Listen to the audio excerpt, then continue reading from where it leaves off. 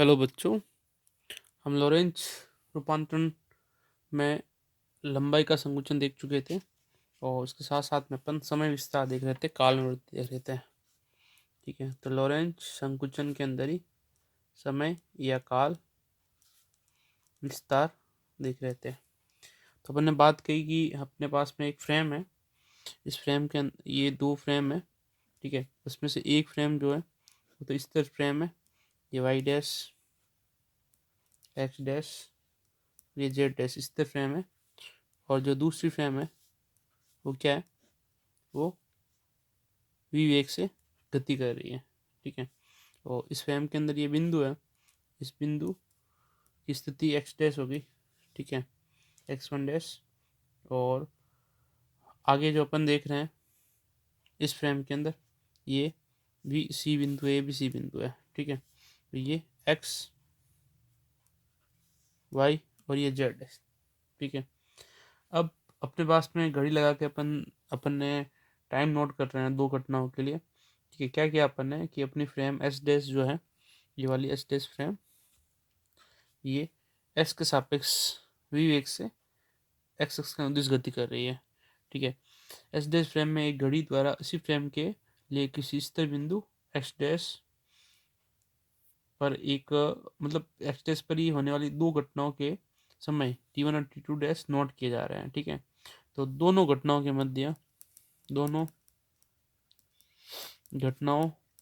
मध्य समय अंतराल क्या होगा, वो होगा डेल टी डैश बराबर T2 dash minus T1 dash. ठीक है, और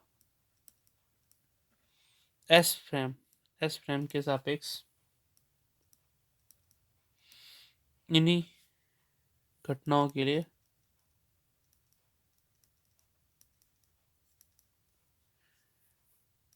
T1 व T2 टाइम है,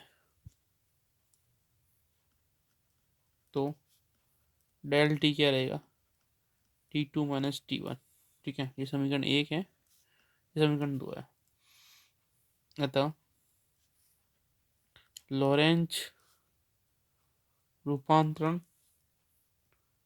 समीकरण से ये हो जाएगा T1 बराबर alpha T1 dash plus V X dash बटा सी स्क्वायर, और T2 हो जाएगा अपने alpha T2 dash plus V X dash C square.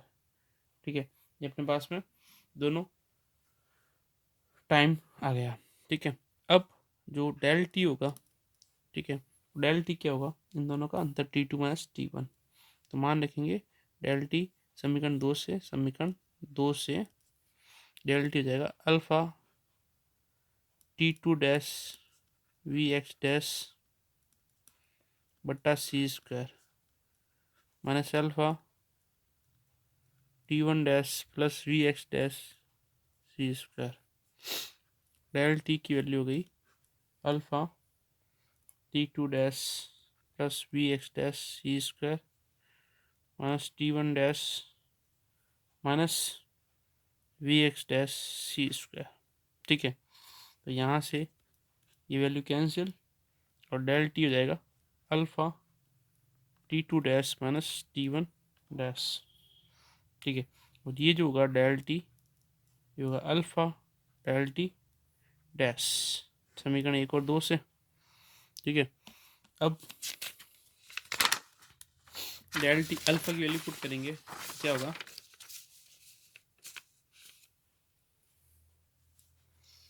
Alpha equal to 1/√1 minus V square upon C square.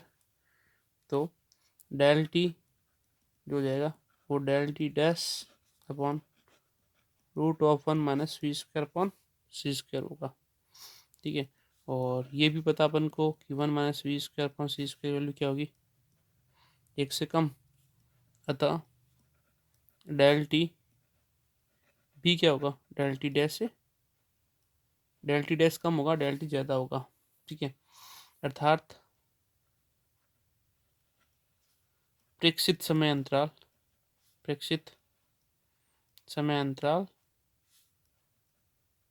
वास्तविक समय अंतराल से अधिक होगा। ठीक है।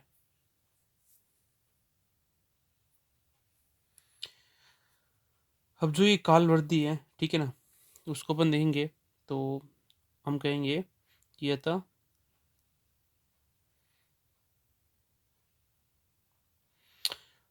निर्देश तंत्र में यदि निर्देश तंत्र में स्थित घड़ी C1 के सापेक्ष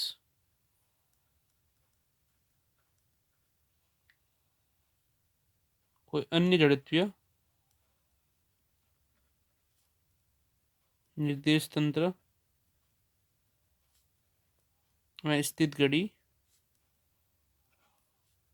C2 जो C1 के उपयुक्त फ्रेम से गतिशील, C1 के सापेक्ष उपयुक्त फ्रेम से गतिशील है, तो यह सदैव धीरे चलेगी। ठीक है। और ये मतलब धीरे चलती हुई दिखेगी, धीरे धीरे चलती हुई प्रेक्षित होगी। और इसी प्रकार C2 के उपयुक्त फ्रेम में C1 गतिशील होगी और C2 की तुलना में C1 धीरे चलती हुई लगेगी। ठीक है। इस तरह से ये टाइम डिले होता रहता है और इसका जो प्रायोगिक परिणाम है वो भी देखा गया है। पाइमेसोन के सही के अंदर इस तरह की ये घटना घटित होती है। ठीक है।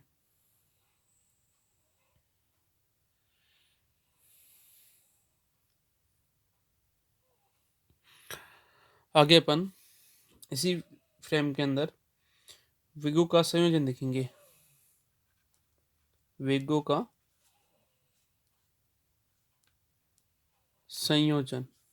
ठीक है। एडिशन ऑफ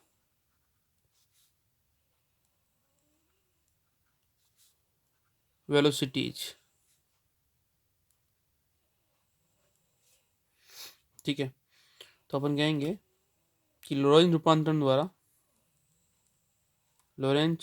रूपांतरण द्वारा एक निर्देश फ्रेम से नियत वेग से गतिशील दूसरे फ्रेम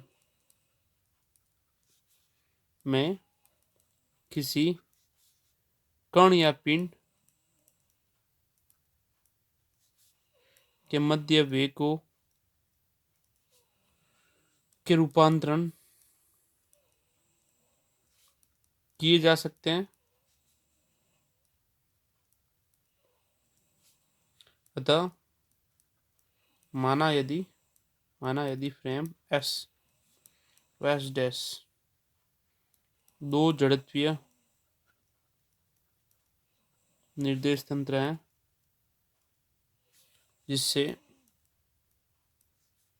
जिसमें एस डैश समान वेग v से फ्रेम एस के सापेक्ष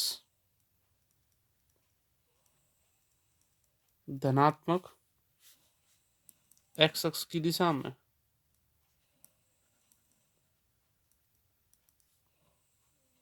गतिशील है, तो वह यदि किसी कण P के फ्रेम एस वर्स डैश में निर्देशांक x, y, z, t और x dash, y dash, z dash, t dash हैं, तो लोरेंज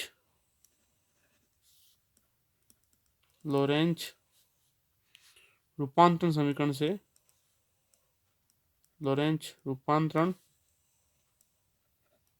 समीकरण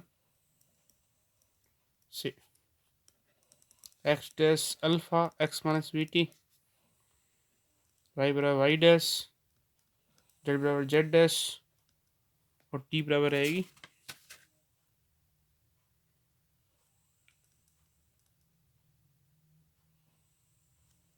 t डैश 1 माइनस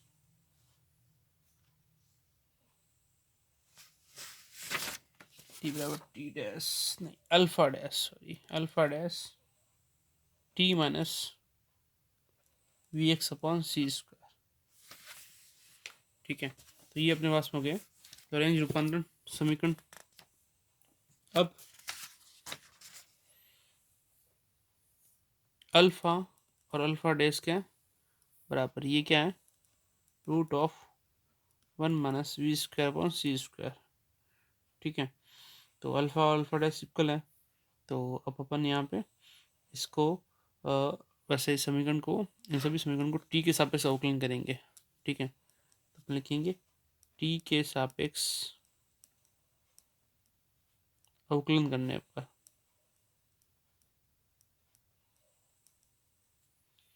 इसका डी एक्स डैश बराबर alpha d x minus v d t, इसका रहेगा डी वाई बराबर डी वाई डैश।